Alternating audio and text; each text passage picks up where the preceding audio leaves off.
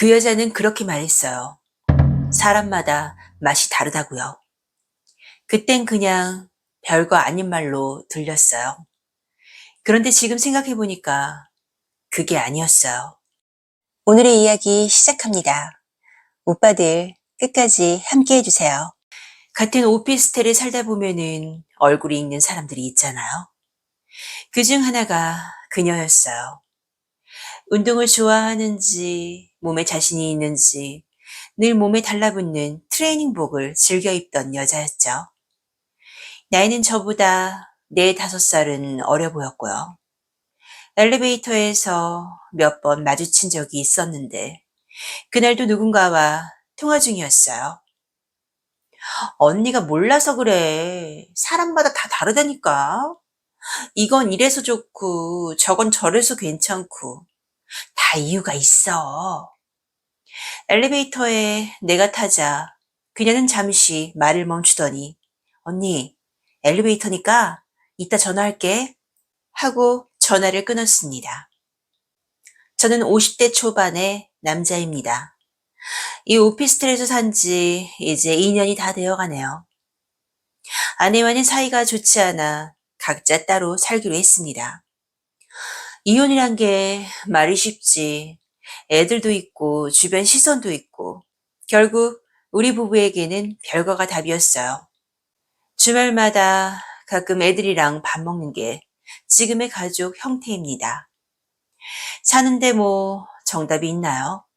사람마다 살아가는 방식이 다 다른 거니까요. 이렇게 혼자 나와 살다 보니 빨래며 청소며 설거지가 귀찮고 가끔 외롭기도 하지만 마음은 편합니다.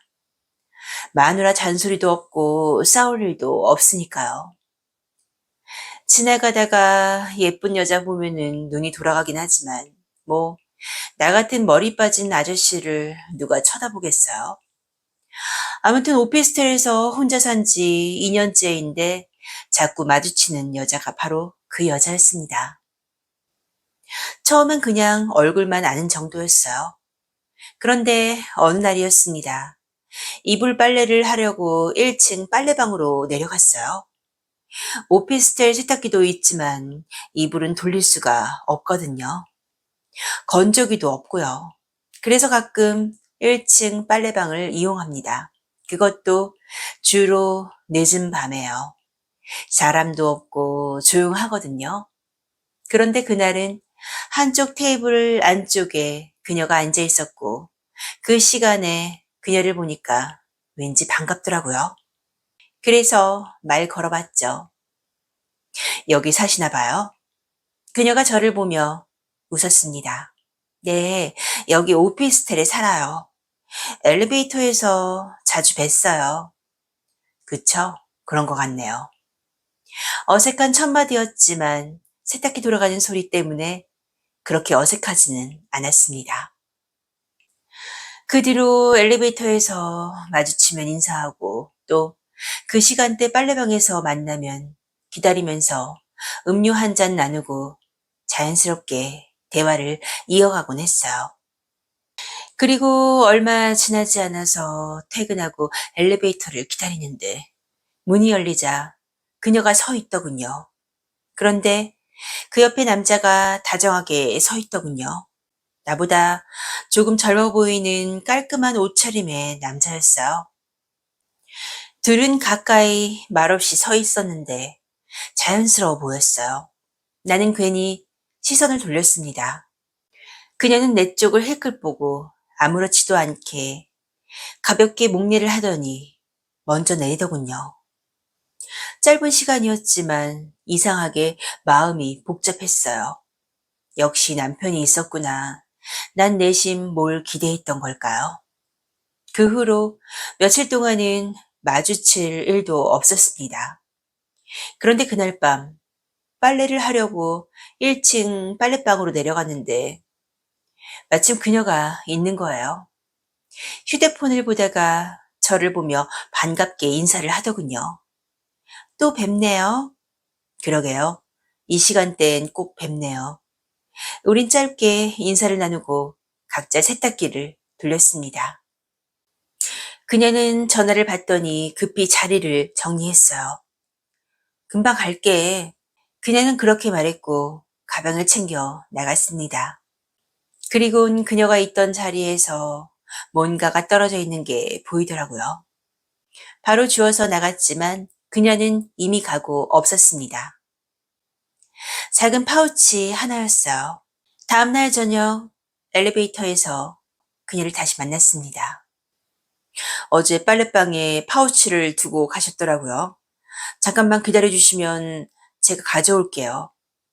그녀가 말했어요. 어머, 이걸 어쩌죠? 제가 신세를 졌네요. 식사 안 하셨죠? 저녁 같이 하실래요?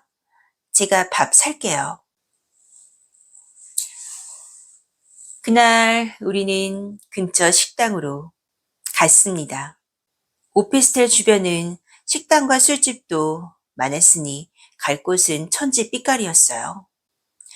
이야기하다 보니까 시간이 금방 갔어요. 그녀는 돌싱이라고 했고 나도 별거 중이라고 했죠. 그래서 저는 물었죠. 전에 엘리베이터에서 남편분이랑 같이 계신 줄 알았어요. 내가 무심히 던진 말에 그녀는 대답하더군요. 아, 걔요? 제 친동생이에요. 그녀의 눈빛은 흔들리지 않았어요. 그 말에 주책맞게도 왜 이리 안심이 되던지요. 맨날 혼자 밥 먹다가 이런 여자와 같이 밥을 먹으니까 좋더라고요. 말도 잘하고 게다가 겉으로만 봐도 훌륭하기까지 했으니 말이죠. 밥 얻어먹었으니 또 남자 체면에 어디 그냥 갈 수가 있나요? 같이 2차로 한잔 하자고 했더니 그녀는 자기 술 좋아하는지 어떻게 알았냐면서 좋아하더군요. 근처 술집으로 가서 가볍게 호프 한잔 하면서 서로 이야기를 나누었어요. 술이 들어가다 보니 사적인 이야기까지 서로 거리낌 없이 하게 됐어요. 술이란 게 그래서 좋은 거잖아요. 서로의 벽이 무너진다고나 할까요? 그녀는 지금 일은 그만두고 쉬고 있고, 이혼한 지 5년 정도 됐고, 지금은 혼자가 좋다고 하더군요. 그렇게 혼자 사는 사람들끼리 뭔가 통하는 구석이 있었어요. 참, 이러면 안 되는데, 그녀가 여자로 다가오더군요. 솔직히 언간생심, 이런 여자와 함께 있다는 게 영광이기도 했고요. 술이 몇 잔 오가자 분위기가 부드러워졌어요. 오랜만에 말이 통하는 여자를 만난 것만 같았죠. 그녀가 잔을 내려놓으며 웃었어요. 오빠, 우리 이러지 말고 그냥 같이 살래요? 농담이에요, 농담.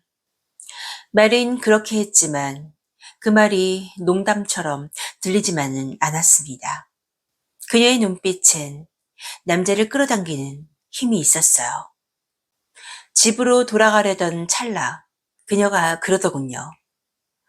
오빠 아쉬우면은 우리 집에서 한 잔만 더 하실래요? 그 말이 참 자연스러웠어요. 저는 마다할 이유가 없었어요.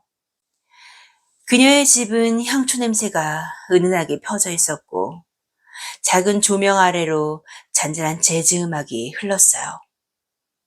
냉장고에서 캔을 꺼내며 그녀가 말했습니다. 이래봬도 있을 건 다 있다니까요. 특히 나요. 그녀는 장난스럽게 웃으며 캔을 땄어요. 그녀의 웃음, 그리고 눈빛이 이상하게 나를 흔들었죠. 그래서 어떻게 됐냐고요? 그날 밤은 유난히 길었습니다. 심장이 터질 듯 뛰었어요. 어떤 사람은 심장이 뛰어서 죽는다던데 그런 걸 그날 처음 경험했다고나 할까요? 오랜만에 내 안에서 잊혀졌다고 생각했던 감정이 다시 살아났어요. 그녀는 남자 다루는 법을 아는 여자였습니다. 가까워질수록 빠져들게 만들고 돌아서려고 하면은 더 끌리게 하는 그런 여자요. 그 후로 우린 자주 만났습니다. 커피 한 잔 하자며 부르기도 하고 아무 말 없이 찾아오기도 했어요. 그녀는 점점 내 삶의 일부가 되어갔습니다. 그러다 어느 날 그녀가 조용히 말했어요. 오빠, 요즘 월세가 밀려서 큰일이에요. 한 달만 도와주면 안 돼요? 나는 그저 잠시 도와주는 거라 생각했죠. 하지만 그 이후에도 그녀의 부탁은 계속됐습니다. 관계가 깊어지자 사달라는 것도 많았고요. 그리고 몇 달 뒤였습니다. 퇴근길 엘리베이터 문이 열리자 그녀가 어떤 남자와 함께 서 있더군요.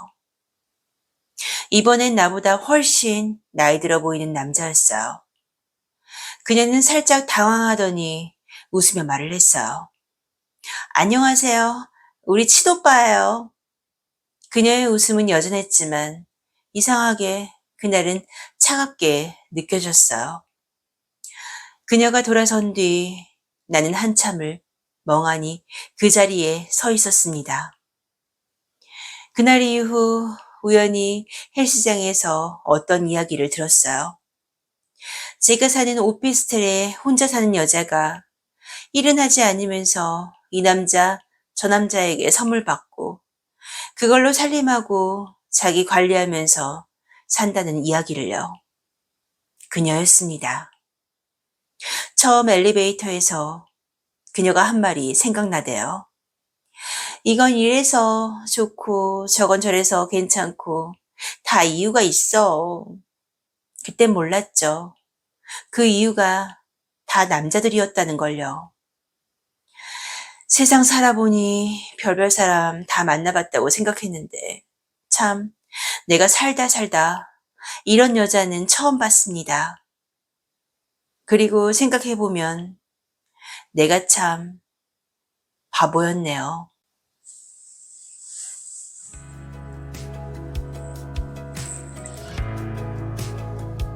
오빠들, 오늘의 사연은 어떠셨어요? 구독과 좋아요는 판도라에게 큰 힘이 됩니다. 오늘도 끝까지 함께 해주신 오빠들 복 받으실 거예요. 감사합니다.